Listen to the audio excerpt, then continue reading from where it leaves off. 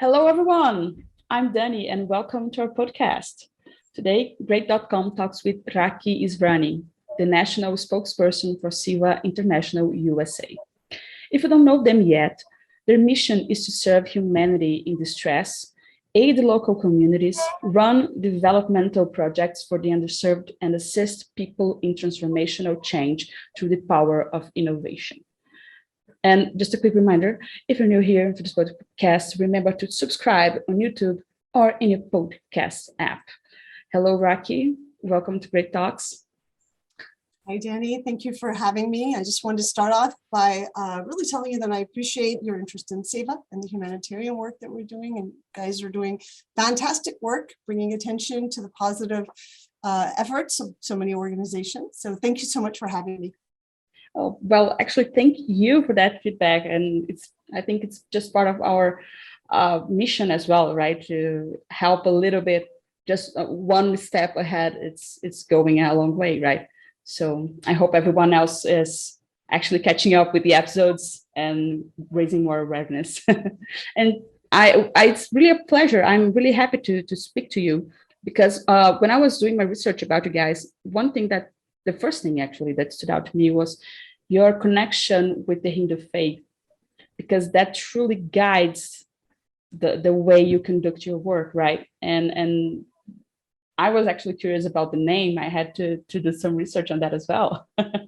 So could you tell to our listeners about that a little bit? Sure. So SEWA in Sanskrit means service above self.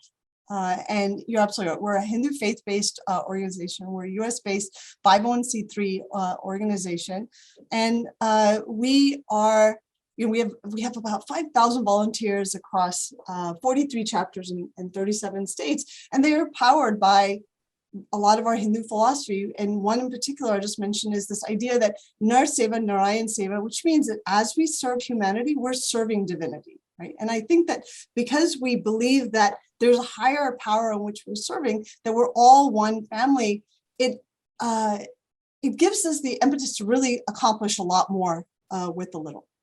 Wow, that sounds wonderful. And we were chatting just before recording the podcast about this privilege that is to have such a inspired network, because to those who don't know, they have the different chapters in different cities, but they don't just work still on that community. It's truly a broader and an alive community. So how does that happen when a situation arises? How can you guys get in touch with all the chapters and get things done? So I think a lot of it is this idea that we look to serve, right? We look for opportunities to not only serve our local communities, but to serve humanity in general. And so, for example, like you and I were talking earlier, that when when the floods happened in Brazil in December, the SEWA Colombia chapter reached out to us and said, this is what is needed on the ground. This is what the people need. And you had, SEWA USA and SEWA UK and all that came together to really support the efforts that were happening locally to make sure that no one felt alone, that everyone got what they needed in order to survive in that. And the same thing happened with the Russia-Ukraine. When Russia invaded Ukraine, we had volunteers from across Europe, Finland and Norway and Hungary within Ukraine that were, supporting a lot of the relief efforts. But we were able to support their efforts through, volunteers from the UK, a lot of volunteers from the US, to see exactly what is needed and how we can contribute to what's going on there. And so, a lot of what happens is that though we're very local, we have a very strong local presence, it allows us to make a very global impact with our efforts. Wow, that's truly amazing, and I'm really happy to know that this actually works. And thank you, and I'm truly thankful for that. And I'm wondering here, what kind of situations do you guys actually can help with, and how does the selection of the situations happen? So actually, if it's okay, I'll just kind of go through like the broad focus. Yes, okay. Of course. And then we can talk a little bit more about each one. But the mission that you talked about, it really is broken up into three broad focus areas. The first is what we call family and child welfare, right? And within that, it's a lot of educational and wellness programs that allow us to help with people's health, physical and mental, just in their situations in life. And so we have a Stop Diabetes movement. We have a Yoga for Humanity. During the COVID pandemic, we had over 100 webinars that were organized to just inform people about what the COVID virus is, how to take care of your family, how to keep sane, right, which is a big thing during this COVID pandemic. But the other part of the family and child welfare is that we have a family services arm. And I got to tell you, Danny, that this is run by an extremely dedicated, completely amazing team of volunteers across the country that manage these 24/7 national helplines to really support individuals or families that are in a crisis or an emergency, that might have something going on in their lives and they just need someone to talk to, or they actually are trying to figure out what needs to be done.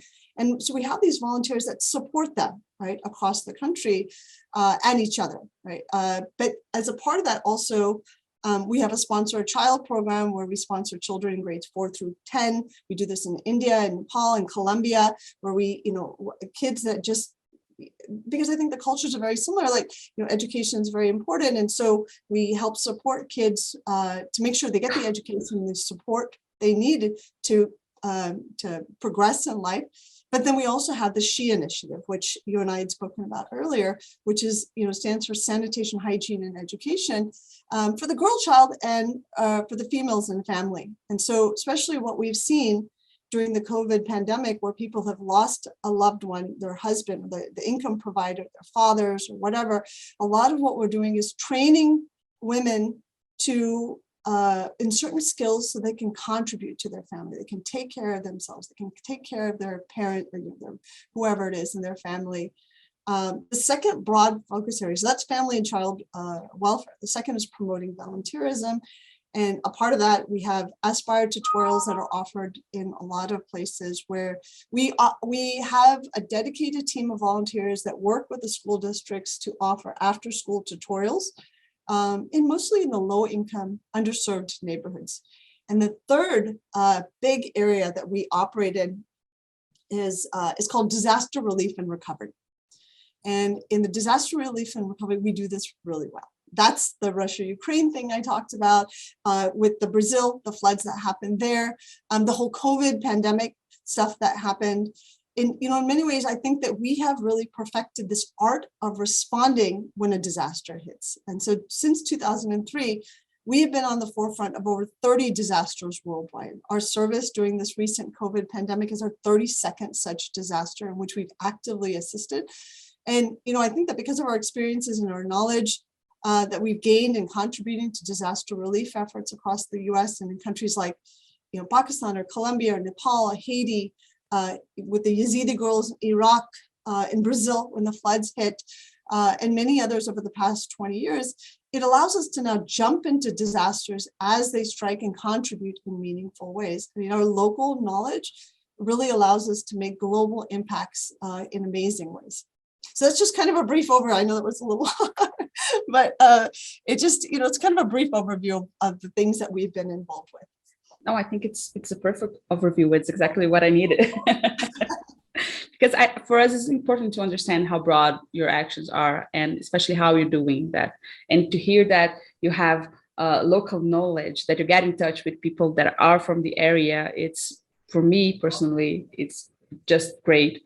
And the second thing I think really resonates to me is what I mentioned before, is that I see a lot of similarities in situations because of Brazilian context, especially involving women. And I know how complicated things are for us, especially when we don't get seen as a real strong support for the family. And I would love actually to hear a little bit more about the SHE program, because I feel there is such a source of empowerment for everyone when we think about health and sanitation. Sometimes people that are really vulnerable, they get into a point that they cannot take care of themselves. and that really just worsens the situation. And it's getting this little thing back to them. It's just vital, vital, vital. Yeah. So our SHE program is really it's this idea of female empowerment.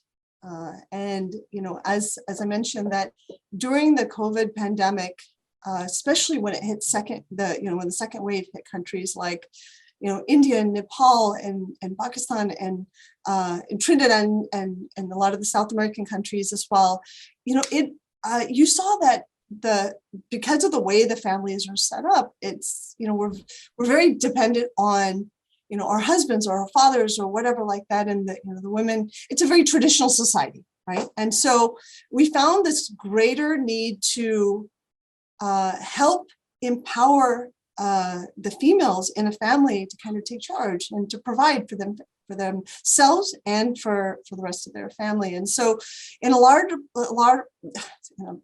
in many areas across India and in other countries, we started offering beautician courses and weaving courses and sewing stuff and tailoring, doll making, whatever that could be, whatever skill sets we could train them in so that they could actually just have a positive outlook for themselves and for their family. And actually, I'll just mention that in southern India, and actually in various places across India, there was a transgender community, and I don't know how it is in Brazil and other places, but a lot of times their source of income was like maybe prostitution or something like that. And during the COVID pandemic, all of that got shut down, right? I mean, everyone was on lockdown, everyone had to be home, and so that really became a big thing for us to support the transgender community that was really, really having a hard time. And they were, unfortunately, a bit neglected in terms of, no one, their own families maybe might not be, looking to help them, or they felt very alone. And so we had huge programs, and we were working with some of the transgender organizations here in the United States to support the transgenders in places like India so that they could have a very stable source of income to support themselves and those around them. Well, I'm happy that you include transgender people in there. Yeah, I think the situation in Brazil is quite the same, and it's something that I haven't thought about, I confess. It's something that I know people that are in situations somewhat like that, but I would never actually think about how a social problem that would also be. So I'm really, really impressed and well done. Thank you so much for offering that service. And I was looking on your website before, which I'm going to tell people to do the same eventually. That is SEWA, SEWA USA.org. You guys can take a look in there and get much, much more information. I was really shocked with the amount of chapters in the United States. It's really a huge number, and you have it all across the country. So that's, again, shows a huge structure that I can only see as a privilege. I'm still not finding a better word for that. And people do go there. You can actually get all information on the projects that they have. They have many more than we unfortunately have time to cover here. You can see the events and you can see how to collaborate. And that actually brings me to something that is important, because you mentioned that you foster volunteering, right? You want to increase that. And how does that happen? And how can people volunteer with you? So a couple of ways. Just to talk about the promoting volunteerism, we have two things that we do more specifically for younger kids. One is, as I mentioned, the Aspire tutorial, where we offer after-school tutorials in areas that are generally pretty neglected by the cities or by the school districts and all. But the second thing that we do is what's called our LEAD initiative, LEAD. And basically what that is it brings a lot of the younger generation out and make them more aware of the problems that are there. Like you mentioned earlier, right? Like sometimes we're kind of living in our own bubble, right? And we don't really recognize how someone else might be suffering or how someone else might actually need our help. And so what the LEAD initiative does is it creates a forum by which the younger generation can become more aware of the problems in society. They can become more aware of what they can do to contribute, whether it's through serving in a food kitchen, or we have in the last 2-3 years we've been doing weekly grocery and food drives in many cities across the United States, areas that are just really badly hit by the pandemic because their jobs and all were badly affected. Maybe the hours were cut, and so they were really having a hard time surviving. And so we get a lot of the LEAD teenagers and youngsters to get more involved, so they see how others live, right? They understand how people are affected by certain situations that maybe living in our neighborhoods and in our little bubbles or whatever, we don't really recognize. Actually, just for example, if you look at the start of the COVID pandemic, when the lockdowns happened in places across the country, I mean, there were many people, like not only the underserved, the lower income, that lost their jobs and they couldn't, pay their rents, and they couldn't even buy food, right, for a single day. I mean, they obviously were, people that badly needed help. But then there were like international students where the universities got shut down and they needed to get back home. They had no place to stay. Flights weren't really taking off. And so there were many that were incredibly desperate. They just needed a little bit of help to get back to their families in other countries. And then the third part, which, I think that we got a lot of our LEAD kids involved with, was when the pandemic started, you had these essential workers that had to go to work. Right. I mean, they had to, they were working in the medical profession, or they were working in the city governments, the firefighters, the police officers. They had to do their job. Right. There was no choice. Or the sanitation workers. I mean, and the problem actually at that time was that PPEs, masks and stuff like that was very hard to get. Right. I mean, people had kind of overstocked on a lot of that stuff. And so, our volunteers, in cities across the country, as you mentioned, we have like 43 chapters, 43 cities and regions in which we're operating. When we saw that need, we started, reaching out and collecting PPEs from wherever we could get them. We had a lot of women and other, like a lot of the elderly that were sitting at home, and they were hand making masks. So our volunteers across the country made over 100,000 masks to distribute to these areas that needed it. We collected almost 700,000 PPEs to donate to these places that they needed it in order to be able to help others. It was amazing. I mean, it was amazing that you have these people that also have to take care of their own kids, and they have to take care of their own lives, and yet they were more concerned about, how do I help the people who are suffering right now? And that's what I love about SEWA. I love about the SEWA volunteers, is that they're very, very committed to this idea of serving and helping in any way that they can. Yeah, I think you brought two things that are, in my opinion, vital. The first one is the power of the community, understanding that we need to help each other. And the other one is getting out of the bubble, because we are all in different bubbles, but still close in our realities. And going out on the streets really change someone's perspective, really change someone's life, I think, makes the whole difference.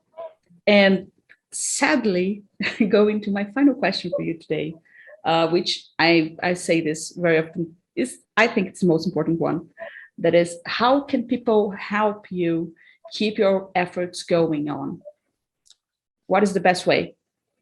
So I'll say that in our Hindu culture, we have this saying that there are 3 ways to serve society, right? Tan, man, dhan. So dhan means by body, physically, right? You can come and volunteer. We have weekly grocery drives, food drives. We have active efforts that are happening across the country to help the refugees that are coming from Afghanistan and Ukraine. We have a medical clinic. One of our volunteers has given his whole his building to provide a medical clinic each and every weekend for the refugees that are coming from other countries that don't have medical insurance. So anyone who'd like to volunteer can go to our website, it can reach out to us and get involved in any of the activities that are there. The second way is what is called MUN. So TAN is body, right? MUN is mind or soul.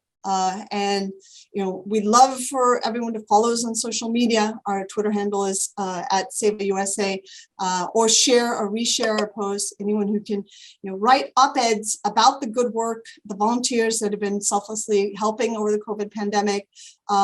Just letting others know that these positive aspects are happening. Actually, similar to what you're doing, Danny. I mean, what you're doing is a huge service, right? Just letting people know that there is this level, there's these, these volunteers across the country that are positively adding or trying to make the world a little bit better. And the third way, obviously, is done, which is wealth or money. Anyone who would like to donate, whether it's in money or in kind, it's very welcome. Right now, like I mentioned, a lot of efforts are happening to help the refugees. And so we're helping kind of fill their temporary housing, so any furniture or clothing or whatever, we're looking for a lot of that stuff. So anyway, or any donations are very welcome. And they can just go to our website, sewausa.org. Well, that's wonderful. And we are truly happy to be part of it. We're truly happy to help.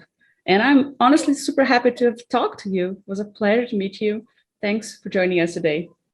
Well, thank you so much. And actually, I'll just end on, there's this one final thing that we say in our culture is that Serve Bhavantu Sukhina, which is let everyone be happy. And I think that's our ultimate goal for all of us, just let everyone be happy. Well, you're definitely doing a good job. Thank you so much. Oh, you're welcome. And for everyone listening, also, thank you so much for staying here with us. Remember, if you enjoyed this episode, press subscribe on YouTube or on your podcast app, because that shows the algorithm that this is an important conversation and more people can learn about the importance of the SEWA International USA. See you guys at the next episode. Thank you, Raki. Bye-bye.